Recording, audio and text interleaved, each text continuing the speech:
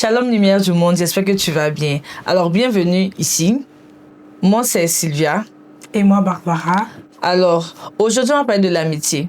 Quand on discutait, on s'est rendu compte que notre début, genre dans la foi chrétienne, a été un peu plus facile parce qu'on était deux. Oui. Voilà. Il y a des gens qui préfèrent rester seuls, mais franchement, l'amitié est très importante. Dieu nous envoie des amis et il faut savoir les reconnaître. Il faut connaître les différentes caractéristiques de ces amitiés-là et savoir les petits pièges qui ont failli nous mettre dans des problèmes. Voilà. On veut vous raconter tout ça. Donc, pour déjà commencer, quelles sont les caractéristiques pour toi d'une bonne amitié? Comment on sait que celle-là, c'est une amitié selon Dieu? Donc, une bonne amitié, selon moi, ce n'est pas une amitié basée seulement que sur le feeling.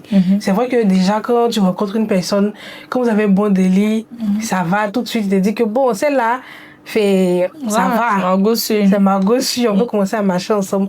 Mais c'est pas que ça. Donc, au début de ta foi chrétienne, faut regarder d'abord deux aspects. Donc, il y a l'aspect déjà spirituel et l'aspect physique. Donc, Amos 3.3 pouvait dire que est-ce que deux personnes peuvent marcher ensemble sans qu'ils ne soient convenus?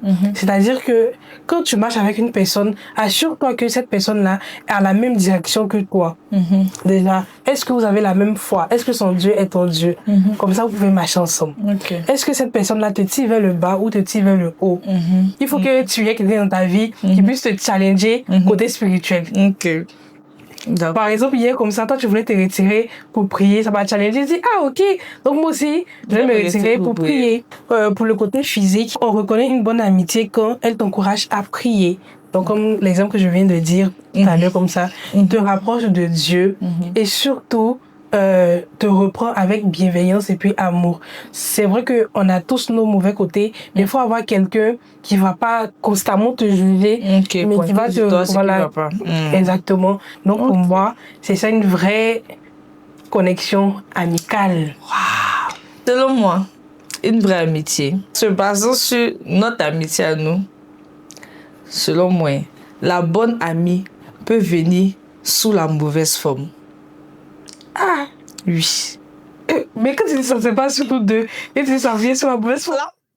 La bonne amitié peut être cachée sous beaucoup de choses. Oui. Tu vois. Mais ça peut être cette personne-là qui va t'emmener loin. Parce que souvent, la personne ne sait même pas que... Genre, la personne va te faire du bien, tu vois, non? Exactement. Tu vois, la personne n'est pas sous sa forme optimale. Mais c'est peut-être en vous challengeant, vous deux, que vous allez atteindre cette forme optimale. Et puis, finalement, vous allez devenir des amitiés destinées pour vous deux. Il faut prier. Avant de reconnaître, faut pas déjà reconnaître avec tes yeux, faut reconnaître avec Dieu. Faut laisser Dieu reconnaître à ta place. Même si Dieu dit c'est ton ami qui est là. Tu vois pas trop son affaire, mais comme Dieu dit, ok, malgré le fait qu'il faut attendre Dieu, il y a des signes. J'ai écouté une prédication du pasteur Mohamed qui disait que quand Adam a reconnu Ève, il a dit, voici celle qui est os de mes os, chair de ma chair. Chair de ma chair, c'est tout ce qui se voit. Alors, tout ce qui se voit, c'est vraiment, elle va à l'église. Au moins ça, tu vois. Peut-être au début de ta foi. Elle partage les mêmes valeurs. En tout cas, ce qu'elle dit là, ça correspond à ce que tu veux. Tu vois. Mais, il y a le os de mes os qui vient à côté. Os de mes os, c'est ce que tu vois pas. Tu vois. La personne peut dire que, oui, mon Dieu, je viens à l'église tous les dimanches, mais tous les samedis, elle sort, tu vois pas, mais elle va dans les bars et tout, mais ça se voit pas le dimanche qu'elle s'habille, en tout cas ça se voit pas, tu vois. Et ce genre de truc, si tu prends cet ami pour faire ton ami, ces os de mes os là vont te contaminer au fur et à mesure. C'est pour cela que côté os de mes os là, c'est à Dieu, genre c'est à Dieu de régler ça. Et au-delà de ça, tu n'attires que ce que tu es. Si dans ton fond intérieur, tu es rejeté, tu es blessé, tu vas attirer des gens rejetés, blessés. Donc si tu veux attirer de bonnes personnes, tu dois déjà travailler ce qui est au fond de toi, genre travailler qui tu es toi-même, mais aussi contempler Dieu. À force de contempler Dieu, tu vas attirer des gens qui se rapprochent de l'image de Dieu, de ce que toi-même tu veux devenir. Oui, contempler Dieu, c'est assez simple en fait. C'est regarder toute la création. Tu te réveilles le matin, tu regardes le ciel est très beau. C'est incroyable en fait la beauté du ciel. Et c'est tout en fait que tu dois ressentir pour pouvoir contempler Dieu. Quand tu contemples les œuvres de Dieu, tu es en train de contempler Dieu en fait. Tu veux contempler Dieu aussi à travers la lecture, les miracles qu'il a fait. Genre vraiment contempler Dieu à ces gens, le regarder avec admiration. Le pasteur Mohamed pouvait dire que c'est devant sa face que nous sommes transformés. Donc, quand tu contemples Dieu, en fait, son caractère s'imprime en toi. Donc, notre cœur, il y a la patience, il y a l'amour et tout. Tu attires des personnes qui seront forcément bienveillantes avec toi. Donc, on a dit que l'amitié, franchement, ça aide. L'amitié challenge. L'amitié vraiment te relève quand ça va pas. Mais quels sont vraiment les avantages, hein, vraiment les avantages de l'amitié, surtout quand on débute sa foi? Comme je le disais tout à l'heure, une bonne connexion doit pouvoir te rapprocher de Dieu, te faire entrer dans ta destinée, te faciliter la vie. Donc, quand on prend l'exemple de Naomi et Ruth, Naomi a été une bonne connexion pour Ruth.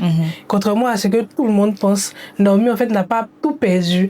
Ouais. Naomi avait sa connaissance de Dieu. Elle avait Dieu. Elle avait sa foi. Elle avait une direction à donner à Ruth. Donc, en gros, elle remplissait toutes les caractéristiques d'une bonne amitié selon Dieu. En fait, n'oublions pas que Ruth, c'était une Moabite. Ils avaient leur Dieu. C'est vraiment beaucoup de choses là-bas.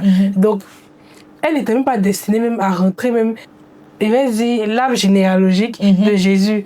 Mais quand elle suit Naomi, là, elle rentre dans la destinée aussi de Jésus. Ruth devient finalement une aïeule de Jésus. Quelqu'un qui n'était même pas censé. Si elle avait écouté Orpa, elle était retournée à moi. Terminé pour elle. C'est fini. Donc, en fait, c'est vraiment bien. Une bonne connexion peut te rapprocher de Dieu.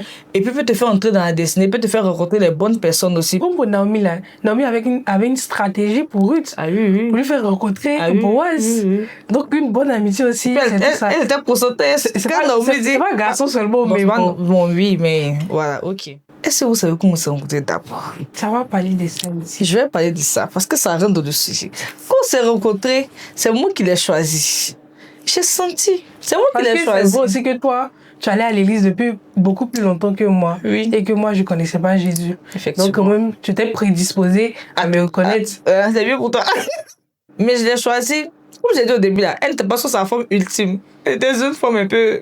Elle n'avait aucun avantage à tirer de moi. Il n'avait aucun avantage à tirer d'elle. Juste, on aimait bien l'atmosphère comme qui beaucoup régnait. d'amitié aujourd'hui. Hein. Voilà, on aimait bien l'atmosphère qui régnait. Mais genre, cette amitié-là, ça m'a vraiment permis d'entrer dans... Pour moi, vraiment, vase d'honneur, c'est l'église de ma destinée. Je crois. Ça, c'est ma croyance. Vous pouvez ne pas croire ça c'est faux. Mais je crois que chacune église dans laquelle doit se développer. Entrer à vase d'honneur, ça a changé ma mentalité. Ça a changé beaucoup de choses chez moi. Ma mentalité a switché. Quand tu commences ta marche avec Dieu, quand tu veux aller dans vraiment une intimité avec Dieu, quand tu veux entrer dans une nouvelle phase avec Dieu, Dieu va t'envoyer des gens, souvent qui vont accélérer les choses.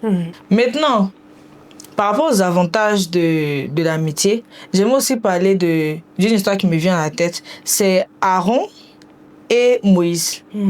Genre, Dieu a donné la mission à Moïse, voilà, va dire à Pharaon de libérer mon peuple. Et Moïse bégait. Il va dire ça là, comment? J'ai l'impression même que c'est vrai qu'il bégayait, mais il était un peu timide aussi. Voilà.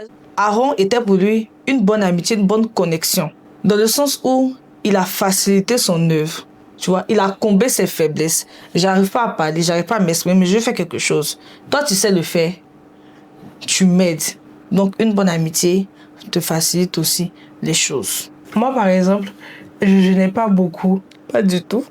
Mais quand je t'ai vu, en fait, jeûner, j'ai voulu, en fait, comprendre l'importance. Parce que c'était au début, je ne sais pas forcément si c'est nécessaire, si c'est important de me priver de la nourriture. C'est vrai que je ne gêne pas beaucoup non plus maintenant. Mais j'ai commencé à jeûner aussi grâce à toi. Ok. Donc, ça a comblé une faiblesse spirituelle, on va dire. Voilà. Elle a l'église au début, elle a l'église tous les dimanches. C'était beaucoup difficile. C'était beaucoup difficile.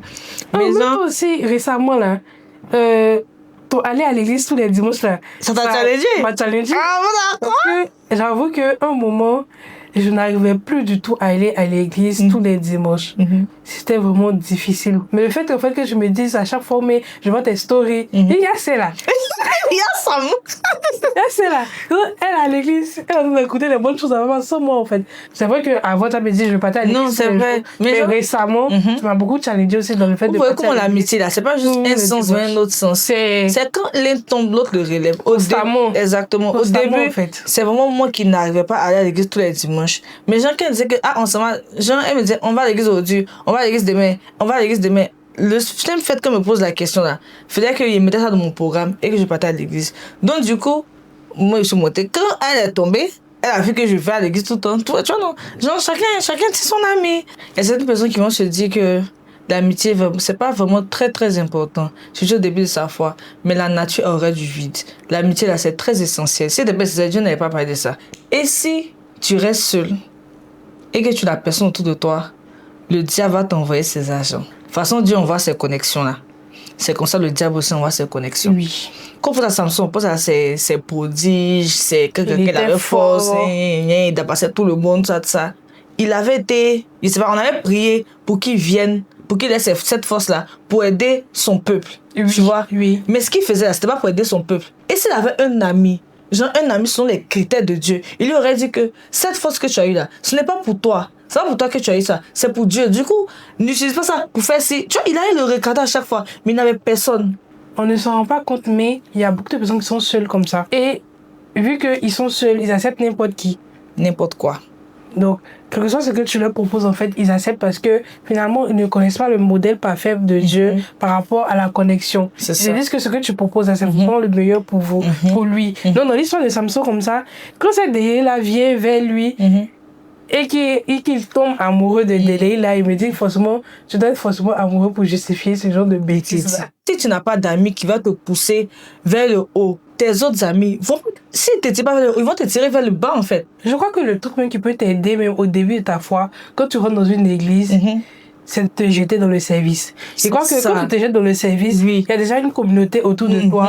Des gens qui connaissent déjà, voilà, tu es déjà dans un environnement, des personnes qui sont là déjà avant toi, qui peuvent t'aider. Donc, le fait même que tu sois dans le même groupe WhatsApp, ils vont t'envoyer les informations, que par exemple, le vendredi, on doit tous prier ensemble. Ça te met déjà dans un cocon. Exactement. Donc, même si tu n'as pas déjà l'ami dont on parle là, à l'extérieur, mets-toi tu dans peux le trouver service. ça. Exactement. Mais il y a aussi des moments où tu dois rester seul. Oui, il y a des moments, c'est pas forcément mauvais de rester seul. Même Jésus, même il s'est levé le matin pour aller prier. Il se retire lui seul, il s'en va prier.